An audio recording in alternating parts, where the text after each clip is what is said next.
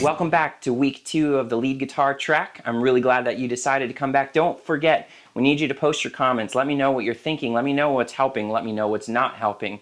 And, I know we haven't been able to do a whole lot of lead playing yet, but it's coming really soon. We got to get some foundation stuff out of the way first, and then we can go from there to build something more. So where I want to start today is kind of a little bit of review of last week and build up from there to go somewhere new. So we talked last week about being able to hear major and minor, which when we say major and minor, we're talking about the mood that music evokes in us when we hear it. So major is that happy sound, and minor would be more of a sad kind of sound, okay? And then we talked about the major and minor scale. So we've got major, and then minor. So pretty similar, just a couple notes that are different that we alter in order to make it so that we feel that new sound, that new emotion when we're playing. And we need to be able to hear that so we know which one to use and what emotions we want someone to feel when they listen to our playing. And I talked a little bit about how there are 11 notes that make up the music that we hear usually, and of those, we choose 7 of those. I just played 7, 1, 2, 3, 4, 5, 6, 7, and then when I repeated on the 8th, 7 notes in a scale. And when I played the chord, that's what that's called, when you play a whole mess of notes together and they sound a certain way, a chord, it's really actually 3 notes. The first note, the third note, and the 5th note. That's a chord, or called a triad, and we build those together. So the triad in the chord, that helps us hear what notes that we can use in order for us to play to evoke the emotion that we want as a player. So we've got those 7 note choices within the matching chord, major or minor, that we can use as our tools to be able to say what we want to say.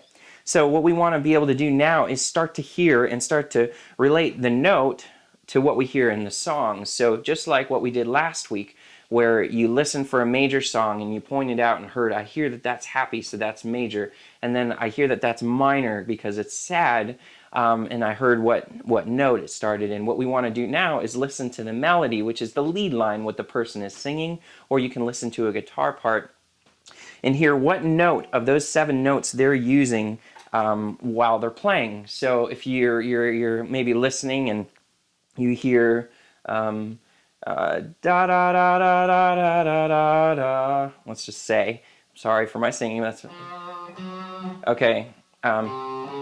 Make sure I started in the right key. So that was, I heard 4 4 4 4 4 3 2 2 1. I think I sang something like that. So I know here's 1 1 2 3 4 4 4 4 4 4 3 2 2 1. Okay, so that was that, and it was major, and I heard what notes were being used of those 7 notes in the scale, in the major scale made up of the triad 1 3 5.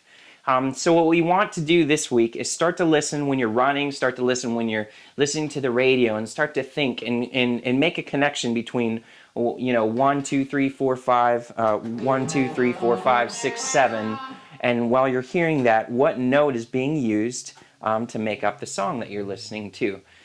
So I would say maybe if you don't feel as comfortable with your singing, you can do this while you're in your car. Just like, don't worry about the people around you watching you sing nonsensical words, but start to sing the notes that you hear and start to train yourself 1 4 1 5 and hear where things are going so that you can start to know what you need to play when you're hearing a song and what tools are available to you.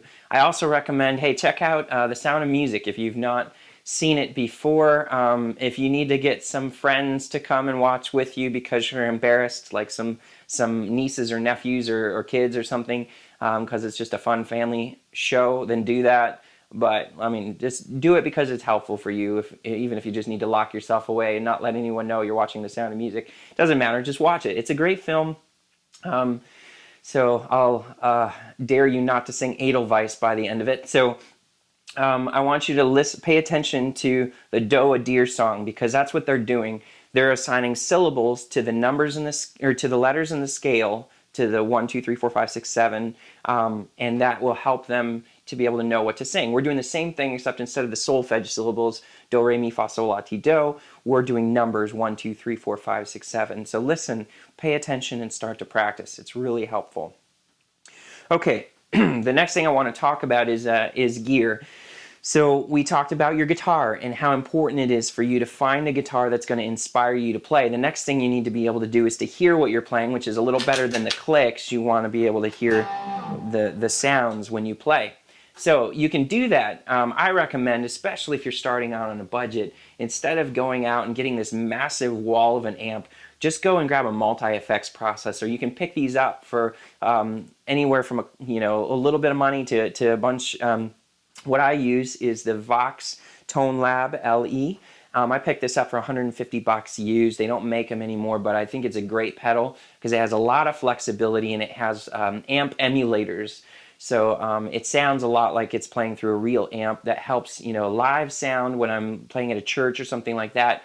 The engineer back there is getting a solid signal without me pumping a lot of live sound on stage that I would need through an amp. So pretty decent stuff. It's never the same as pumping through a live amp, but hey, it's really good and really usable. I used to have a really cheap one, a Digitech RP200.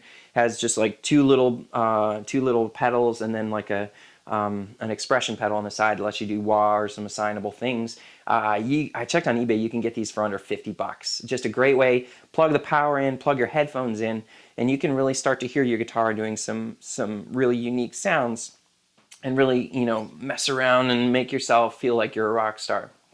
So I'd recommend doing that as a great start to play. Just again, back to the idea that you need something that's going to make you sound maybe better than you are, but something that's going to inspire you to practice so that you're going to enjoy. So your finger exercises are going to sound way better when you've got some great distortion, some reverb, or something like that on it. So it just makes you feel like you raise your goblet of rock and you're having a great time playing your guitar. So check that out. I think I'll post some links to some reviews on some other ideas at the bottom here. And then finally, last thing I want to do is I mentioned last week that I want to talk to you a little bit about how to practice that exercise. So if you remember, the exercise goes like this. Just a second, I want to get this out here. So the exercise was really simple, starting on the first fret, and you probably have it down now, I hope, but it goes 4. I'm going to get this so you can hear it. 4, 3, 1, 4, 2, 1. That'll be better. 4, 3, 1, 4, 2, 1, 3, 1, 3, 1, 2, 4, 1, 3, 4. And then you move up a fret with your pointer with 1 on the G string there, and then go back up to the top.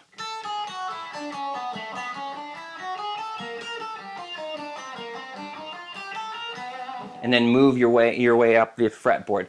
So here's how I would recommend you practice this and all the other finger exercises we're going to do. So I'd grab your iPhone or whatever device you use, go grab a metronome.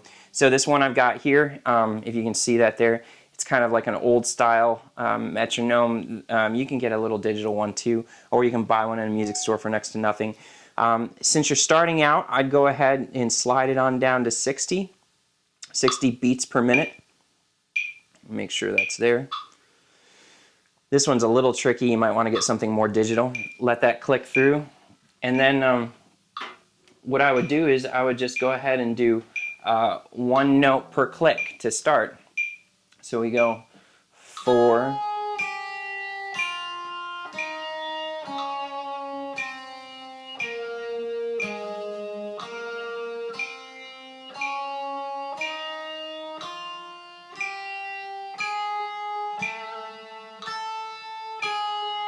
and you get the idea. So you go from there, work all the way up to fret 12. And let me start that, or stop that so it's not going to bother us. But that'll really help you to get a good feel, a good solid start on the exercise. Now, once you get set on that, what I would do is I'd bump it up from that 60, go up to 70, and do the same thing again. You've got that at 70 beats per minute, and you work your way on up. Once you get it down nearly flawlessly, so get all the way to fret 12 and all the way back down, then you can bump it up to 80. So from there you can move it on up. Eventually what you'll want to be is you can be back down to, so you start at 80 with those quarter note clicks, but eventually, you can be back up to 80, the same place where you started, and be with 16th notes.